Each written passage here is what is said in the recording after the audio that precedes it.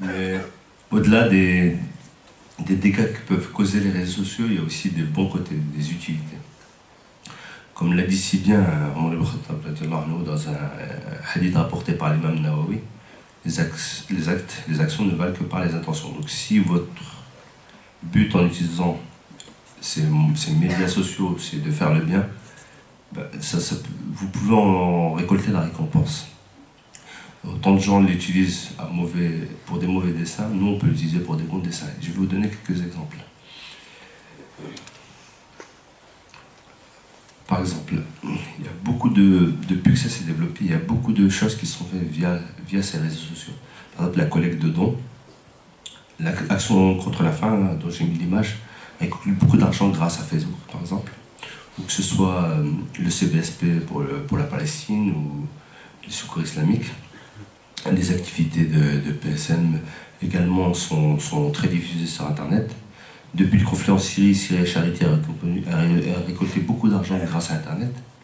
Et je vais vous donner un exemple du CCIF. Donc c'est le collectif contre l'islamophobie en France qui est présidé par Marwan Mohamed.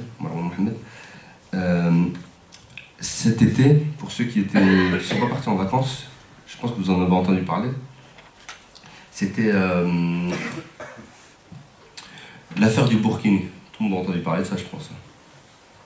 Eh bien, le CCIF, qui prend en charge toutes les affaires qui concernent l'islamophobie, dont ils entendent parler pour pouvoir défendre les musulmans, ils ont fait une campagne, et grâce à Facebook, grâce aux médias sociaux, en une semaine, ils ont recueilli plus de 5000 adhésions, ce qui leur a rapporté plus de 32 000 euros. En une seule semaine, parce qu'ils ont alerté sur ce sujet de l'islamophobie autour du Burkini. Et là, ils sont à plus de... Alors que ça fait pas longtemps qu'ils opèrent, en fait. Ils sont à plus de 116 000 personnes qui les suivent sur Facebook et plus de 28 000 sur Twitter. Ce qui n'était pas possible il y a une dizaine d'années. Ce genre d'association, elle serait à, je sais pas, à 1000 adhérents peut-être, mais elle n'aurait pas pu diffuser son message à aussi grande échelle, comme elle l'a fait par exemple cet été. Il y a aussi, tout le monde a entendu parler de l'affaire de Moussa ibn Yaqub. Voilà, tu peux nous dire un peu en quoi ça consistait? Tu te souviens? Je sais que ce frère-là, il était bénévole au sein de Baraka City. Et il faisait des puits, par exemple. Et là, je sais que cette fois-ci-là, il est parti en Bangladesh, en fait, pour secourir, pour voir un peu comment ils étaient traités, les musulmans de Birmanie, qui sont fuis justement en Bangladesh. Et de là, je sais que malheureusement, il a été pris par le gouvernement. Donc, comme ça a été un peu médiatique, c'était en fait, il a été pris concernant. Ils ont su qu'en fait, il faisait partie d'une association. Donc, comme c'était des musulmans, donc ça leur a pas plu. Et de là, il a été en fait emprisonné. Donc, ça a été diffusé un peu partout sur les réseaux sociaux, etc. Et puis, alhamdoulilah, avec justement les réseaux sociaux, les gens qui sont mobilisés. Et puis je sais que là, il a été relâché, alhamdoulilah.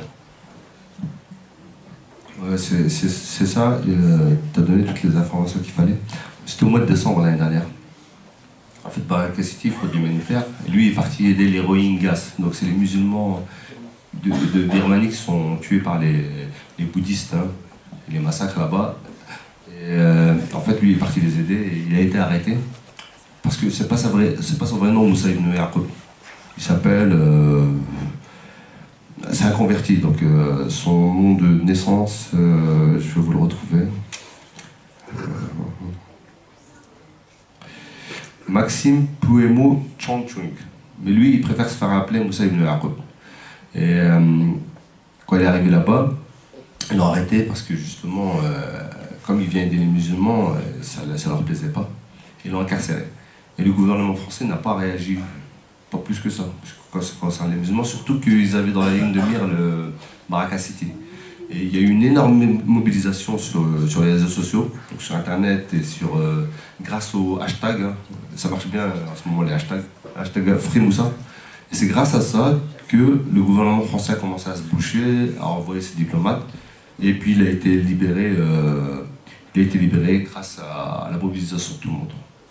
Je ne sais pas si vous vous rappelez de Salah Hamouri, qui avait été arrêté. Ouais, lui, il restait longtemps là-bas. Il n'y avait pas eu cette mobilisation, donc ça a pris longtemps avant qu'il soit libéré. Mais là, ça a été super rapide parce que beaucoup de gens étaient derrière cette personne. Et justement, pour enchaîner, l'affaire des Rohingyas, s'il n'y avait pas Internet, je pense que personne d'entre nous n'en entendrait parler. C'est un peuple qui se fait massacrer depuis des années et des années. On dit soi-disant que les bouddhistes sont pacifiques, mais en fait, comme les Rohingyas, c'est une minorité musulmane en Birmanie, que personne ne s'occupe d'eux, ils sont massacrés depuis des années et des années. Et là, pardon ? Une question peut-être ? Et donc là, grâce à cette mobilisation, on commence à parler d'eux, et l'ONU a dit que c'était le peuple le plus persécuté au monde. Et ça a été plus loin que ça. Il y a Pékin Express, c'est une émission de M6 qui voulait passer là-bas en Birmanie. Et comme les gens se sont mobilisés sur Internet, ont fait un scandale énorme, les sponsors comme H&M, etc. ont refusé de sponsoriser Pékin Express. Et donc ça a annulé l'émission. C'était l'année dernière ou il y a 2 ans, je ne sais plus très bien. Mais voilà, c'est pour vous dire que c'est un outil, c'est une arme. Les réseaux sociaux, c'est une arme qui peuvent être utilisées pour nous ou contre nous. Donc à nous de bien savoir l'utiliser. C'est comme une voiture, on peut la prendre pour aller dans un endroit licite, pour venir prier. On peut la prendre pour aller dans un endroit illicite. Les réseaux sociaux, c'est pareil, on peut les utiliser pour faire quelque chose de bien. Il y a aussi une autre utilisation utile. Moi, personnellement, dans mon métier, je suis ingénieur, comme je disais, dans l'informatique, je l'utilise tous les jours. C'est les réseaux sociaux professionnels. Par exemple, il y a LinkedIn, qui est international, qui est américain, et il y a Viadeo, qui est plutôt français. Donc moi, je reçois par exemple, tout le temps, presque tous les jours, des gens qui me demandent d'être en contact, ou qui me proposent des missions, etc. Si on met un bon CV à jour dessus, ça peut être un bon outil pour s'insérer dans la vie professionnelle. On peut trouver un stage, trouver un travail, on peut trouver des investisseurs si on lance une affaire, on peut recruter du monde si nous-mêmes on a une entreprise, partager des informations utiles, trouver des formations. On peut apprendre des choses sur les réseaux sociaux ou sur Internet en général, que ce soit une langue ou un langage informatique ou quelque chose de très utile. Celui qui a un site de e-commerce, il peut faire sa publicité maintenant sur Facebook, il peut la faire sur tous ces sites sur YouTube et se faire connaître par un maximum de monde. On peut toucher beaucoup plus de monde qu'il y a 10 ans ou 15 ans où on pouvait faire que de la publicité par journal par exemple. Maintenant on peut toucher des millions, des milliards de personnes. Donc pour celui qui sait l'utiliser, ça peut être un outil de réussite exceptionnelle. Et aussi, il ne faut pas oublier aussi les sites qui permettent de rester en contact, de retrouver d'anciens amis ou d'anciens collègues, des gens avec qui on a été à l'école, qu'on a perdu de vue, comme Copains d'avant, Trobi.com, en France par exemple. Il y a d'autres sites qui sont en d'autres langues. Les réseaux sociaux aussi peuvent nous aider à faire la da'wah, donc à transmettre notre message, parce qu'on a un message important qui nous a été laissé par le prophète sallallahu alayhi wa sallam, le message de l'islam. Eh bien, Internet, les réseaux sociaux peuvent servir à ça. La mosquée travaille tous les jours pour transmettre le message de l'islam à travers Facebook, par exemple. Et il y a beaucoup de chaînes YouTube qui parlent de l'islam. Après, il faut faire attention parce qu'il y a tout et n'importe quoi. Pour savoir faire le filtre, il faut aller se renseigner dans des sites qui sont connus et reconnus, auprès de personnes connues et reconnues, pas apprendre tout et n'importe quoi, en croyant apprendre la science de cette façon-là. Il y a aussi, par exemple, on peut annoncer des événements comme celui d'aujourd'hui. On peut mettre des cours. Il y a des gens qui apprennent l'arabe en ligne. Il y a des gens qui apprennent des sciences en ligne. Il faut juste que ce soit bien cadré. Il y a beaucoup d'universités et d'instituts maintenant qui mettent leurs cours ou leurs conférences ou leurs séminaires en ligne. Donc ça peut permettre de chez soi d'apprendre même sa religion si c'est bien fait. Il y a des sites comme par exemple Ouma TV qui est très active aussi sur Internet. Hein, il y a des débats, il y a des conférences, ce genre de choses. Et avant de terminer, je voudrais juste avoir votre avis.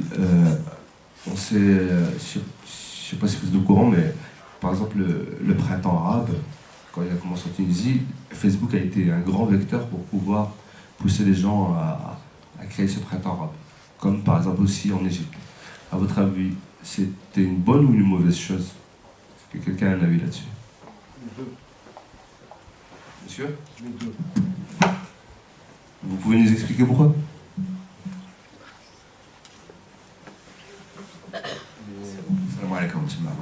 Je crois que les avis sont partagés. On ne peut pas dire si c'est bon ou mauvais. Parce qu'il y a eu des bons côtés et des mauvais côtés dans cette révolution. Il y a eu une manipulation, certes, mais il y avait une population qui souffrait aussi. Donc, difficile de trancher. Exactement. Et l'état actuel de ce pays, il est meilleur ou... Non, il s'est dégradé. Il s'est dégradé. Mais il n'était pas mieux non plus. Donc, j'ai du mal à vous éclaircir là-dessus. Quelqu'un d'autre a un avis là-dessus? Oui, j'ai un avis.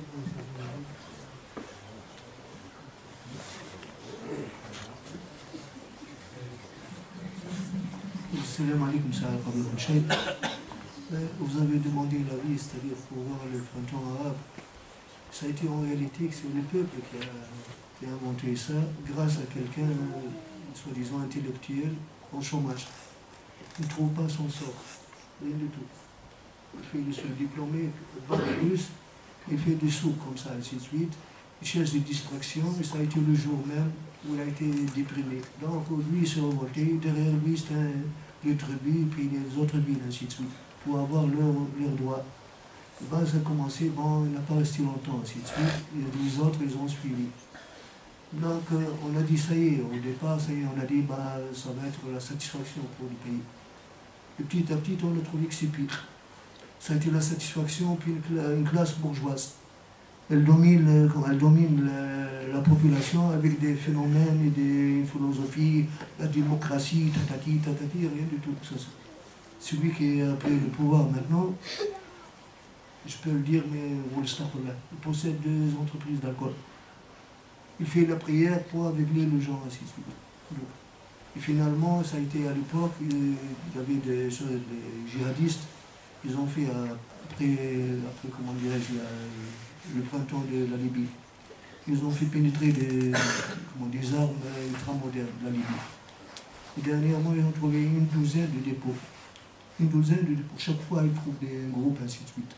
Et la plupart dirigés par des intellectuels, comme ça, avec le Facebook, avec l'Internet, ainsi de suite.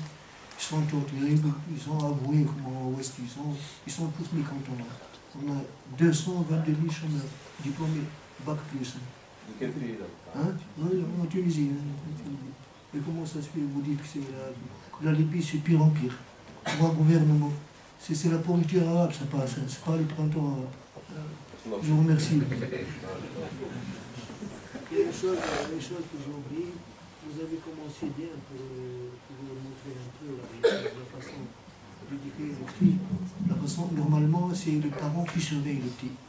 Parce que ça marche aussi en Tunisie, ça marche comme ça. Dernièrement, là, j'étais le mois d'octobre, il y avait un groupe de jeunes, 15 ans, ainsi de suite, ils ont inventé le parti de diable.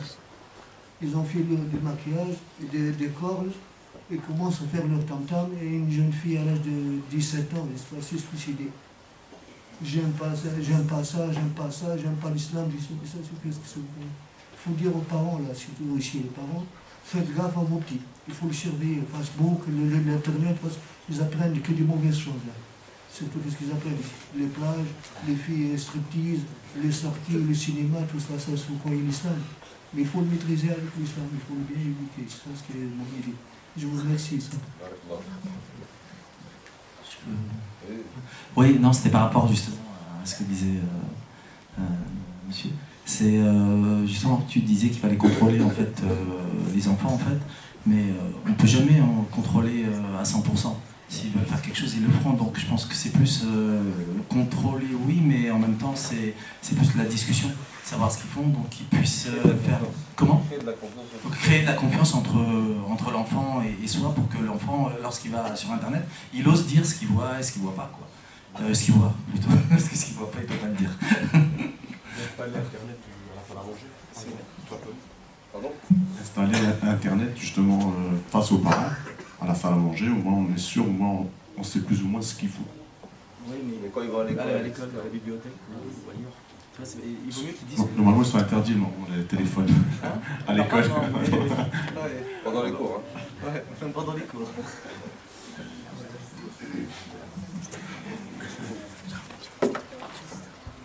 Quelqu'un a encore un autre avis? De toute façon, on va passer à l'échange dans pas longtemps. Donc, ok, juste merci.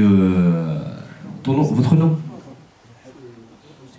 Hussein. Merci à Hussein pour l'intervention.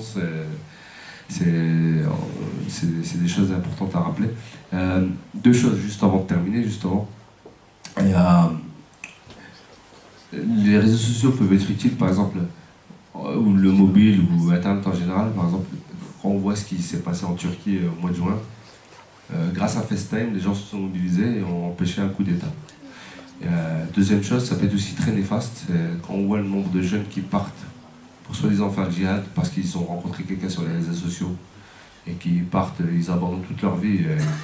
Certaines ne reviennent pas, ou certaines reviennent, ils sont complètement déphasés. Ça aussi, il faut surveiller. Même nos jeunes qui ont 16, 17 ans, 18 ans, à cet âge-là, c'est trop tard pour essayer de les convaincre. C'est pour ça que le travail doit se faire dès très petit. Vous installez une confiance, vous leur laissez vous leur laissez une marge de liberté, mais en même temps, vous leur faites comprendre qu'il faut qu'il y ait cette notion de confiance tout le temps. S'ils parlent avec quelqu'un ou qu'ils font quelque chose, qu'ils voient quelque chose de bizarre, qu'ils vous le disent. Et pas attendre qu'ils soient grands pour vouloir leur inculquer l'islam. Il faut commencer tout petit en leur mettant la confiance. Il y avait un savant qui disait: vos enfants, si dès jeunes vous leur inculquez l'amour de Dieu et de son prophète, et que vous créez cette notion de confiance, cette relation de confiance dont parlait le prophète sallallahu alayhi wa sallam, à 7 ans vous jouez avec lui, à 10 ans vous l'éduquez, à 15 ans ça devient votre ami, même s'ils peuvent partir, découvrir la vie comme les jeunes, ils reviendront toujours s'ils ont cet amour du prophète sallallahu alayhi wa sallam. Donc maintenant, le débat est ouvert si vous voulez faire des remarques, faire des rajouts, rajouter quelque chose par rapport à ce qui a été dit ou un oubli, c'est ouvert.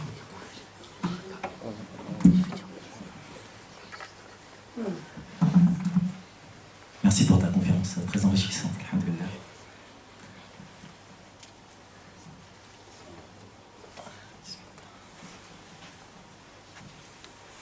Les jeunes, peut-être. Il y a des jeunes personnes.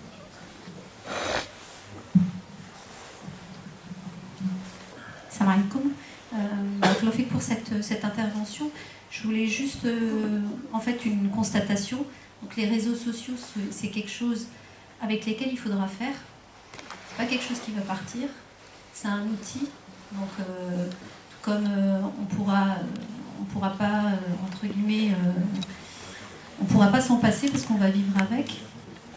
Et un peu à l'image d'un couteau, il peut y avoir une utilité, comme vous l'avez expliqué, puis il peut y avoir aussi, au contraire, des choses très négatives en soi. Et moi, la chose qui m'inquiète le plus en tant que maman, c'est la place en fait qu'occupe le téléphone dans la vie de nos jeunes. Juste un exemple, hier je discutais avec une jeune fille de 16 ans qui est, machallah, convertie. Et par exemple, elle me disait que même pendant la nuit, il fallait qu'elle se réveille pour pouvoir consulter. Alors elle avait plein de groupes, Snapchat, tout ce qui s'ensuit. Et comme elle est nouvellement convertie, elle a envie d'apprendre beaucoup de choses. Et subhanallah, il y a a priori, alors je ne suis pas trop calée à ce niveau-là, mais il y a énormément de groupes qui sont créés sur Snapchat ou autre chose, où il y a beaucoup d'informations qui passent. WhatsApp. Voilà, exactement. Donc après, je ne sais pas si les jeunes, eux, peuvent... s'il peut y avoir après une entraide aussi à leur niveau, quelle pourrait être une solution. Donc c'est plus une question d'ordre général à ce niveau-là, Inch'Allah.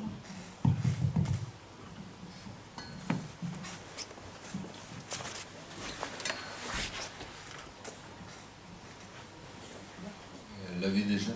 Oui. Zouer.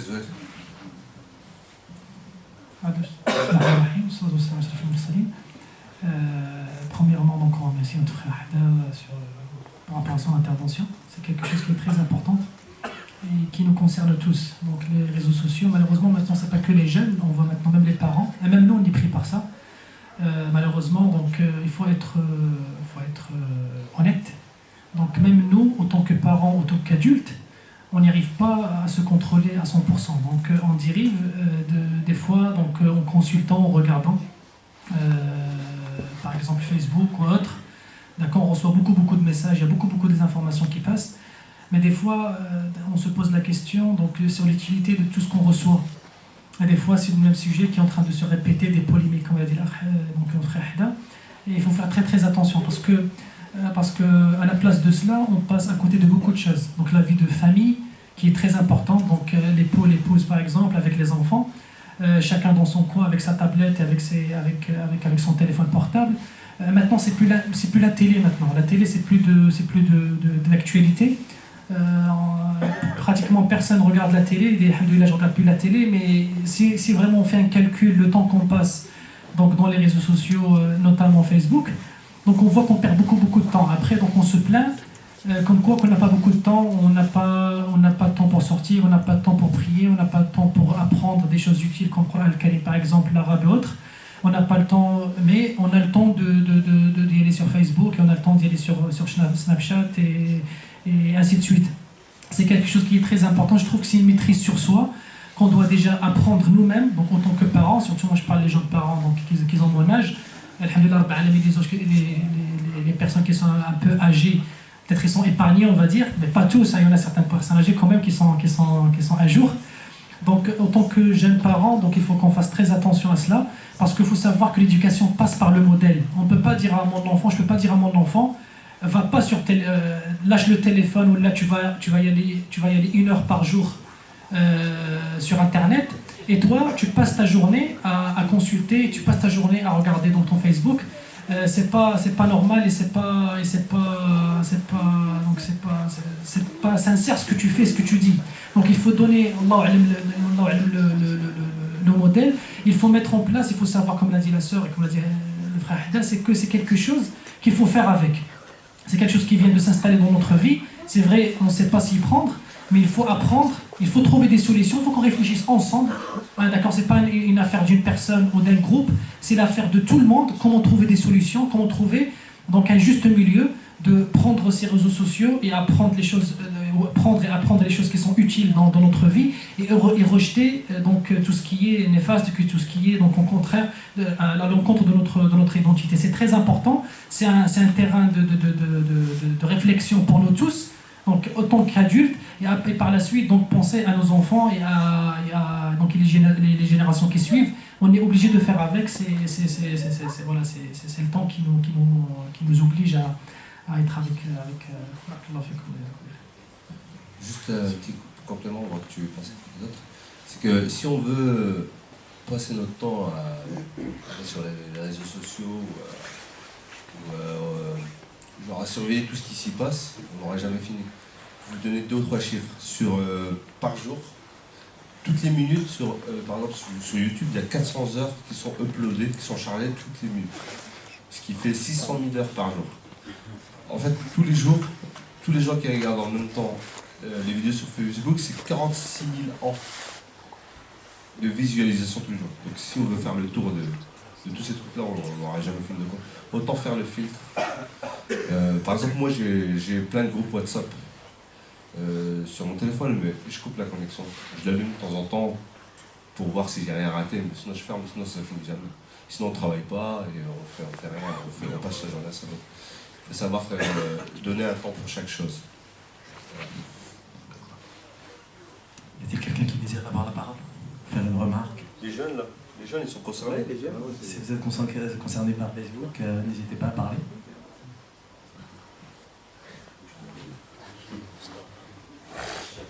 Ouais, lui, c'est un très très jeune. Je suis très jeune. بارك الله فيك حضرت تاع الconférence. Inch'Allah, riche d'enseignement. Je pense qu'à mon avis, les jeunes, on ne peut pas les fliquer malheureusement. Et puis leur interdire l'écran ou les ordinateurs, je pense que ce sera vraiment une solution. Parce qu'en fait, ils ont toujours des manigances et puis des plans d'action derrière. Donc, ça sera contre-productif. Et donc, à mon avis, voilà, c'est les éduquer justement. Il y a des problèmes aussi, parfois il y a des pères de... Enfin, moi je suis pas parent, mais je veux dire, il y a des gens qui ont des enfants. Et puis ils n'ont pas de communication du tout avec leurs enfants. Donc comment leur faire comprendre les dangers ou en tout cas instaurer un climat de confiance. Malheureusement, ça, il n'y a pas vraiment de solution, à part justement ces interventions-là, que j'encourage dans le sens à produire encore dans l'avenir, etc.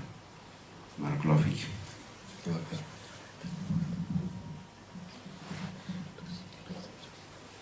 J'ai une petite anecdote justement. J'ai entendu une fois, j'ai vu. En fait, il y avait des jeunes dans un collège qui communiquaient beaucoup sur WhatsApp et Facebook. Ils avaient fait un groupe où ils faisaient, en fait, ils manipulaient d'autres collégiens. Et c'est parti trop loin, très loin. Il y avait des vols, il y avait de la manipulation. Et après, ce qui s'est passé, c'est que certains de ces jeunes, là, quand ils ont été découverts, ils ont fui de chez eux. Et leurs parents n'étaient même pas au courant. Alors, pour leurs parents, c'était des petits jeunes normaux, etc. Et comme ils ne les contrôlaient pas, les enfants, ils avaient organisé toute une vie parallèle dont les parents n'étaient pas au courant. Et le jour où ça s'est découvert, c'était trop tard.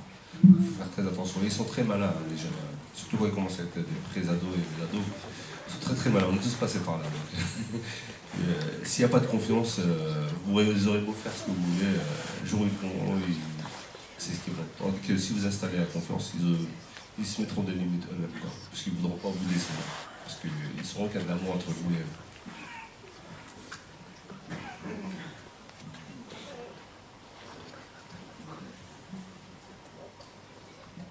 Je voulais partager une expérience en fait par rapport au hameçonnage, quand tu parlais du hameçonnage et du phishing, c'est ça? Phishing. Phishing. C'est le même ça en anglais, en français. D'accord. Ouais, en fin de compte, c'était donc dans mon activité professionnelle, en fait, j'ai un client qui m'envoie un mail, en fait, comme quoi les impôts, en fait, lui disaient qu'il lui devait de l'argent, en fait, que les impôts lui devaient de l'argent, c'était plus compliqué en fait. C'était les impôts qui lui devaient de l'argent, mais la somme que les impôts lui devaient était plus grande en fait. Mais en fait, il s'avérait que c'était une arnaque. Lorsque il m'a demandé qu'est-ce que c'est que ça, etc. Donc j'ai cliqué sur le lien et c'était une page des impôts en fait. Et alors que c'était pas du tout. Quand on regardait l'adresse, c'était pas du tout ça en fait. C'est ça un peu qu'on appelle le hameçonnage, non? C'est pas ça? Ouais, c'est ça. Et en fait, il joue sur la cupidité des gens en fait. Parce que souvent, c'est quelque chose, tu vas gagner de l'argent en fait. Donc ils vont te dire, on doit te rembourser, mais tu dois nous payer avant le truc et après on te remboursera. Donc tu as tendance à aller dessus. Quoi. Souvent ça vient de l'étranger, ce genre de choses. Cameroun, Côte d'Ivoire ou... Voilà, c'est ça, et donc voilà, et puis comme les gens ils sont cupides, on leur dit vous allez gagner 300 000 euros, et il faut que vous payiez 500 euros ou 1 000 euros, les gens ils se disent ça vaut le coup. Et au final, ça va de plus en plus loin. Et des fois, il y a des personnes âgées qui se font avoir, qui payent beaucoup. Donc, faut faire très attention. Y a-t-il quelqu'un qui désire faire une remarque? On a encore un peu de temps devant nous, une dizaine de minutes. Avant le dîner, parce que si je vous dépose le dîner maintenant, il risque d'être froid. Hein. Donc, il vaut mieux que vous parliez. Hein.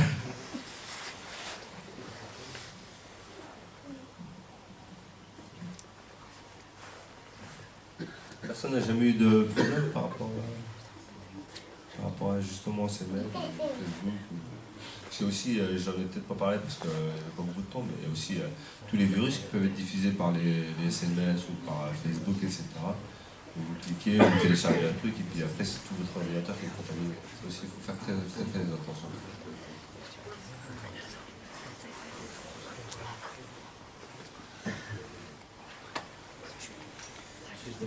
Pour le mobile là.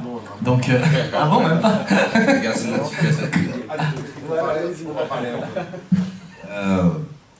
Vous posez un débat très intéressant. Mais qu'est-ce qu'on va leur proposer si on enlève les réseaux sociaux, tout ça? Il y a un vide. On propose pas de l'enlever. Mais je veux dire, on propose d'utiliser. Nous, en agrandissant ça. Et la plupart, on est arrivés, soit par des études, soit par une qualification.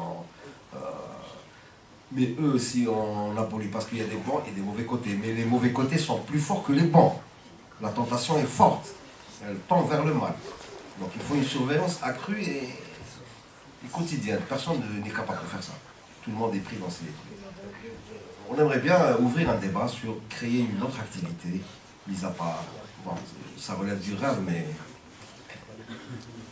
Nous, on propose quelque chose ici au centre. C'est que, une fois par mois, comme l'a dit Rachid, les jeunes, les adolescents, on leur propose un coaching. Donc on leur donne des clés. Et si très jeunes, on les éveille à être responsables, à vouloir réussir, et bien ils mettront de côté ce genre de choses. Parce qu'en fait, comme on dit, la nature a horreur du vide. C'est-à-dire que si vous occupez pas vos enfants avec des choses utiles, ils s'occuperont d'eux avec des choses inutiles. Alors quand c'est pas la télé, ce sera Facebook. Quand c'est pas Facebook, ce sera les amis de mauvaise fréquentation. Mais, tandis que si vos enfants, dès qu'ils sont jeunes, vous leur inculquez les bonnes choses, vous leur apprenez à... Tu veux prendre la parole? Si vous leur apprenez des bonnes choses et que vous leur inculquez à aimer Dieu et son prophète, à vouloir réussir, à vouloir aider les autres, ils sont moins ces choses-là, à perdre leur temps justement à chatter ou je ne sais quoi. Donc les clés, elles sont entre nos mains en fait. On est responsable de nos enfants. Si chaque parent éduquait bien ses enfants, il n'y aurait pas ces problèmes. Est-ce qu'on ne dit pas que la femme est une école, elle éduque des peuples? Le proverbe arabe dit ça. C'est pas vrai aussi. Que l'enfant, dès qu'il est jeune, on lui inculque les bonnes choses, on lui donne, on lui laisse prendre du plaisir et en même temps on lui inculque des responsabilités. Quand il sera grand, ça sera une personne responsable. Ce qui fait de nous ce qu'on est, c'est notre passé, c'est ce qu'on a vécu, c'est ce qu'on nous a inculqué. Et après, c'est ce qu'on acquiert de nous-mêmes. Si on nous laisse libre, c'est sûr qu'on va aller vers les penchements de l'âme. On va vouloir prendre son temps, dormir, s'amuser. Et puis au final, on peut gâcher sa vie. Donc c'est à nous de faire ce travail. Voilà, donc les clés sont entre les mains. Puis après, demander à Dieu qui les guide. C'est presque comme il faut lâcher. Encore du temps? Bientôt, dans 5 minutes. S'il y a encore des... أنا عندي واحدة الملاحظة أستاذ الله يخليك بالعربية رشيد ولكن بالعربية لكن السلام عليكم. عندي واحدة ملاحظة للجميع إن شاء الله الرحمن الرحيم. يعني ماشي عيب الإنسان يعرف كاع اللغات ويهضر بالفرنسي ويهضر بالانجليزي ويهضر بالالمان ويهضر. كاين ناس ما شاء الله اللي عندهم 6 7 تاع اللغات ولكن هو ولد عربي امه عربيه وبا عربي وجدو وجداه وكلش وما يهضرش بالعربيه. مش الولد ولكن المشكل نتاع الاب ونتاع الام اللي غاديين بولادهم وكيهضروا معاهم بالفرنساويه صغار. فرنساويه ماشي عيب، الانسان يتعلم اللغه مزيان اي لغه، ولكن المشكل الكبير فقدنا العربيه اللي هي الام نتاعنا واللي هي الاب نتاعنا. الانسان ممكن الى جاع يقلب على امه يقلب على باه، ولكن الام نتاعو باش يقلب على باه باش يقلب على امه هي العربيه. الراجل ومراته غادي لهم كيهضروا بالفرنساويه، الفرنساويه مزيان تعرفها، تواصل بها، تخدم بها، تسول بها، تمشي بها في الطريق، تمشي بها في العمل ديالك في كلش. ولكن مع الاسره ديالك من الضروري باش تهضر بالفرنساويه مع الاسره ديالك، مع الاولاد ديالك. اليوم الاولاد فقدوا العربيه، غدا كيفاش غادي يدير الولد كيقول لباه الاب كيقول لباه حاجه ولا الاب كيقول لولده حاجه ما يفهمهاش ولا هو وجنافو. يعني مشكله كبيره. الراجل غادي هو وامه عزوز جابها من البلاد يعني عام ولا عامين وغادي كيهضروا بها بالفرنساويه في المارشي في الطريق في الدار في يعني مشكل صبحت مشكله. يعني كي تفقد العربيه فقدتي واحد النص نتاع السيطره ديالك على الاسره. سمحوا لي على الملاحظه والسلام عليكم. Il dit frère, il dit c'est pas c'est on souhaite connaître plusieurs langues, le français, l'anglais, etc. Il dit il constate un problème, c'est que des parents qui sont nés arabes ou dont les parents sont arabes, ils parlent à leurs enfants en français. Et ça fait qu'ils comprennent plus leur langue d'origine, la langue de leurs grands-parents. En fait. Et donc plus tard quand ils leur parlent, ils se préoccupent pas de ce qu'ils leur disent, surtout s'ils leur parlent dans cette langue qu'ils ne connaissent pas. Et donc c'est important de connaître des langues, mais il faut quand même garder sa langue d'origine. لكن ما العلاقة بين هذا والفيسبوك؟ ما هي العلاقة؟ نعم؟ ما هي العلاقة بين اللغة والفيسبوك؟ ما هي ما عندهمش علاقة. أنا قلت لك كملاحظة الرأي. أنا قلت لك كملاحظة كرأي يعني ولكن هذه مشكلة لأنها هي ملاحظة يعني لو كانت العربية تساعد في نظري أنا تساعد على عدد نتاع المشاكل. لأن أي حاجة بالعربية توصل لصاحبها أكثر من اللغة الثانية. لأن اللغة الثانية خاصك ترجمة وخاصك تفهم يعني تقول بسم الله الرحمن الرحيم بالعربية ما تقولهاش بالفرنساوية. بالعربية توصل له العمق نتاع القلب لأنها هي لغة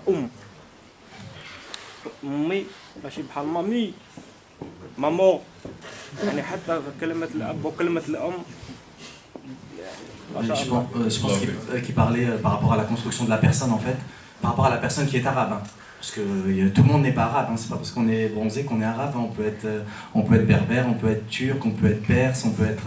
Il y a beaucoup de voilà. Mais chacun parle la langue et en plus en tant que musulman, c'est vrai que c'est la langue de notre livre sacré. Donc comprendre le Coran, c'est connaître l'arabe aussi. C'est vrai que c'est d'une importance. Donc la dernière personne qui voulait parler.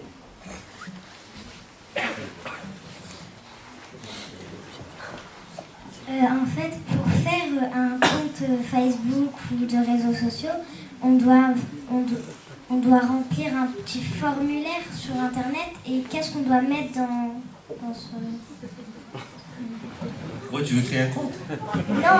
Tu veux qu'on t'aide? Il faut que tu mettes ton nom, ton prénom, ton adresse mail. Tu demandes à tes parents. Et tu demandes à tes parents. Voilà. Tu mets ton âge et puis c'est tout. Donc tu peux mentir. Tu peux mettre le nom que tu veux, l'âge que tu veux, l'adresse que tu veux. Et c'est bien ça le problème, il n'y a pas de contrôle. Donc quelqu'un... Par rapport à l'âge. Il ne faut pas mentir au niveau de l'âge, il ne va pas accepter. À Facebook, il ne pourra pas ouvrir. Si tu mens pas, mais si tu mens. Ah bah voilà, c'est pour ça. Voilà. Et c'est pour ça que des personnes de 60 ans créent des comptes avec... ils ont 13 ou 14 ans. شكرا بارك الله فيك سبحانك اللهم وبحمدك اشهد ان لا اله الا انت استغفرك واتوب اليك سبحان ربك رب العزه عما يصفون والسلام على المرسلين